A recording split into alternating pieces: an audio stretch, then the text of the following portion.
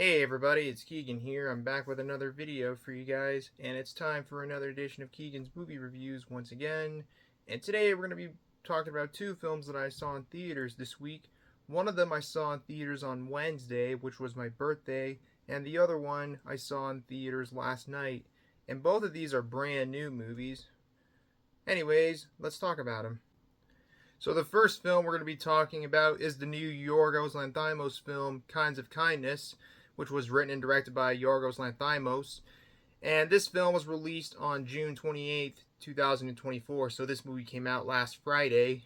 And this was the film I saw in theaters on my birthday, which was on Wednesday. And Yorgos Lanthimos is the same director of movies like Poor Things, which was my favorite film from 2023.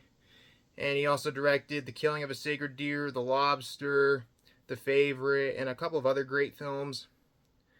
And I've been looking forward to this one for a while because I think Yorgos Lanthimos is one of the best directors working today. And yeah. And this is an anthology film with 3 different stories, but it has a big cast where they play a different character in each story, which is pretty interesting. Now, I know this movie kind of got a mixed reaction. Some people like it, some people don't like it. But I personally really enjoyed it. But we'll get to more on that in a little bit. But anyways, let's get into the storylines of Kinds of Kindness. In the first storyline, you got a guy who has basically no control of his life. He has to do everything his boss tells him to do. He can't have a child. He has to eat certain foods and drink a certain amount. And basically he has no control of his life. And he's one night he's instructed to get into a car accident and kill a certain person. But then the guy tries to get control of his life and tries to do the opposite of what his boss tells him to do. In the second story, you got a police officer whose wife, despite going missing and being presumed dead, gets rescued, but the police officer suspects there's something wrong with his wife and is a completely different person. And in the third and final story, you got a woman who's a part of a cult trying to find a special someone who has this power that are supposed to be that could lead them into something like their god or something. I'm not sure. It was something like that. And without giving away too much, those are basically the 3 storylines of the film in a nutshell. Now, I went into this movie pretty blinded, although I was aware that this was going to be an anthology film with 3 different stories, and I wasn't really expecting this was going to be like Poor Things 2.0 or anything. But yeah, needless to say, I really enjoyed it, and I thought it was great. Although I wouldn't call it a masterpiece, unlike Poor Things, which is my favorite film from Lanthimos, but I still had a lot of fun seeing this one in theaters. Interestingly, when I went to go see this movie in theaters, there was only like 4 other people at the movie, and they were only guys. Mostly because it was in the afternoon when I saw the movie, and it wasn't too busy at the movie when I went to see it, which that's no big deal. But I really enjoyed the movie. I liked all 3 storylines. They were weird, they were disturbing, and they were kind of fucked up at times, if you know what I mean. And I thought the casting was really well done, and I thought all the cast members did a really good job. And out of everyone in the movie, I think the best performance would have to come from Jesse Plemons, who plays he plays the 2 lead characters in the first 2 storylines, and it was the supporting character in the third and final story of the film. And I know that Jesse Plemons won the Best Actor award at the Cannes Film Festival this year, and I personally think that was well deserved. He's a really good actor and really underrated in my opinion. You might know him from Breaking Bad. He played as Todd in that show. And yeah, everyone else in the film did really good too, but Jesse Plemons was definitely the one who stood out from everyone else in the film. It's a long movie, by the way. It's over 2.5 hours, which I had no issue with the long runtime, not at all. The only issues I have with this movie is that there are a few plot holes with well, a bit of a plot hole at the end of the first story and a little bit at the end of the second story. And I find the third story kind of drags on a little bit around the end, which that was no big deal to me. But those were the only two complaints I have with this movie. But other than that, I really enjoyed Kinds of Kindness. Although I will say it's not for everybody. You might like it, you might not, especially if you like some of Yorgos Lanthimos' other films. But I personally really enjoyed it, and as of this video, it's currently my second favorite film of 2024 so far, right next to Challengers, which is currently my favorite film of the year. But all in all, I had a really fun time seeing this one. I will definitely see it again. I'm not sure if I'll see it again in theaters, but we'll see. Maybe if the Metro does a screening of it, I might see it again then, but we'll see. But I will definitely check this one out again. All in all, pretty good film. All in all, a pretty great film, and probably my third favorite from Yorgos Lanthimos, next to The Favorite and Poor Things. But yeah, if you like anthology films, you'll probably enjoy this one. But anyways, I don't have anything else to add, so I'm giving Kinds of Kindness an 8.9 out of 10. And the last film we're going to be talking about is the one that I saw in theaters last night, and this is actually a new movie that just came out yesterday. And that is the 2024 horror film MaXXXine, which was written and directed by Ty West and starring Mia Goth. And MaXXXine is actually the third and supposedly final film of the X trilogy, which consists of X, Pearl, and MaXXXine. Now, before we go any further, I would like to say I already talked about Pearl and X back in season 4 in 2 separate videos after I saw them in theaters, which if you would like to see those reviews first before continuing any further, pause the video and check those out. I'll have the links to those in the description down below and in the end cards at the end of this video.